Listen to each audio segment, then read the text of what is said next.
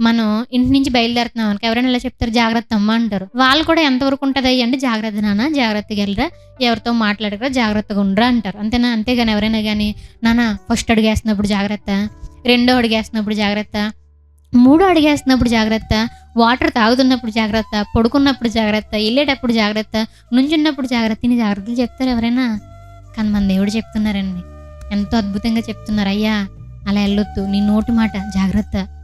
నీ చేతులతో చేసేవి జాగ్రత్త. నీ కాళ్ళతో చేసేవి జాగ్రత్త. అదిగో జారస్త్రీ వస్తుంది జాగ్రత్త. జారస్త్రీ ఎలా వస్తుందో తెలుసా? జాగ్రత్త. జారస్త్రీ ఎలా మాట్లాడుతుందో తెలుసా? మాటలు పడిపోకు జాగ్రత్త. అది ఎలా ఉంటుందో తెలుసా? జాగ్రత్త. దాని ఇల్లు ఎలా ఉంటుందో తెలుసా? పాతాళానికి పోయే మార్గం అయ్యా జాగ్రత్త. అది ఎల్లకయ్యా, మంచిది కాదయ్యా జాగ్రత్త. నీ తల్లిదండ్రులకు లోబడయ్యా. నీ తల్లిదండ్రుల మాటలు విను. ఫ్రెండ్స్‌తో జాగ్రత్త." ఎన్ని జాగ్రత్తలు చెప్తున్నారండి దేవుడు.